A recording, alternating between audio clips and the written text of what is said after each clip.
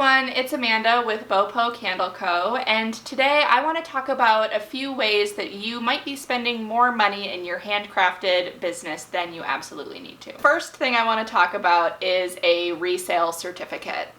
So when we were starting out, we actually didn't know that this was a thing that existed, but it makes so much sense now, and I really wish that we would have known prior to purchasing all of the materials that we did to start our business. So if you're running a handcrafted business, or basically any business that involves you making a purchase from someone else or another company, and then taking that item and reselling it to a consumer, you can qualify for a resale certificate. Basically what this means is that you don't have to pay sales tax to the company that you buy these goods originally from, because you're going to be collecting sales tax from the end consumer anyway. So if you're a candle business, this means that you can use a resale certificate in order to not need to pay sales tax on all of the items that you use to make your candles, including things like wax and wicks and the vessels, and even things like packaging materials and labels.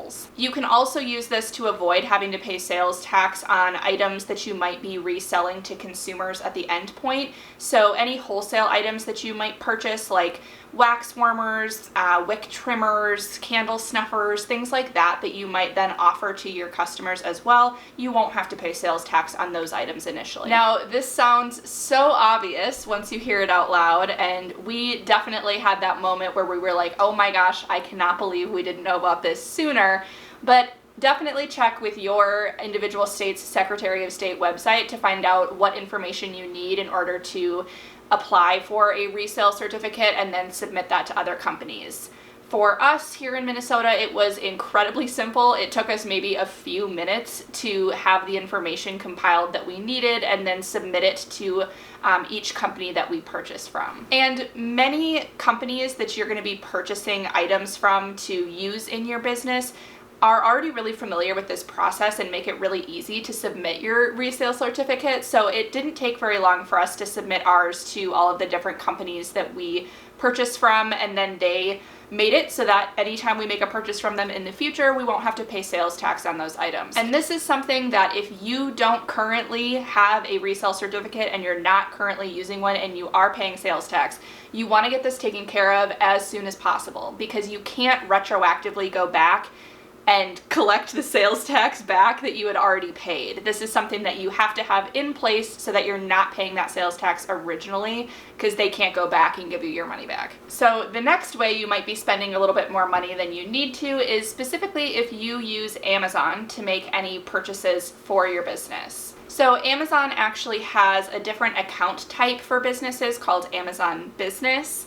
And this account type differs from your personal Amazon account in that they typically offer discounts on a lot of different items that businesses might purchase. So things like office supplies, shipping materials, those types of things. So it's the same item that you could buy from your personal account, but typically cheaper.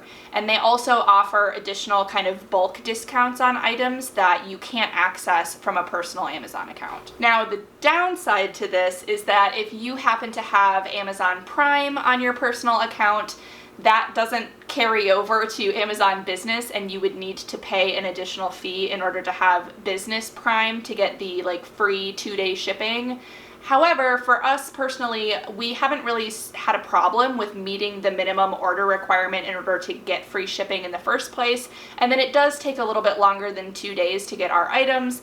But again, for us, we would rather have it take a few more days to get our items delivered than to pay the slightly increased price on all of the items that we buy on Amazon. So ultimately, you'll have to decide if you think that the cost savings of the item is worth the cost savings or benefit if you have Amazon Prime.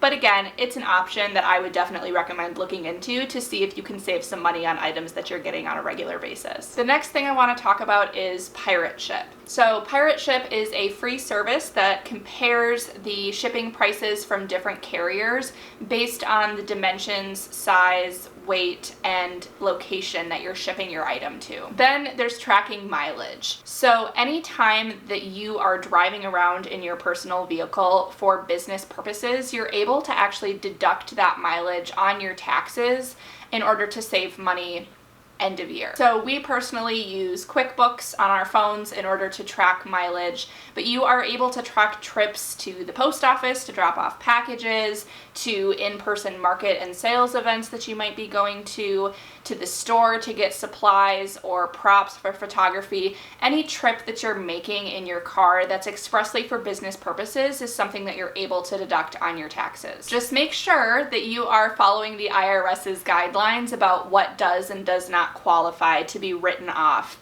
because things like commuting to an office space typically doesn't count, whereas other trips, like some of the ones I mentioned, do. Then finally, this one is one that we don't personally use right now, but it's definitely something that we're sort of thinking about as our business continues to grow, and that's a business credit card. Now, whether or not a business credit card is a good idea for you and your business is largely going to depend on your own financial habits. However, having a business credit card, if you utilize it like you would your debit card anyway and pay it off every month, can be a great way to take advantage of some of the additional benefits that some credit cards offer, like points off, cash back, or travel miles. So let us know in the comments what different things you utilize to save money in your business, or if any of these are of particular interest to you. I'm sure myself and everyone watching this would love to know how to not spend quite as much money on their business.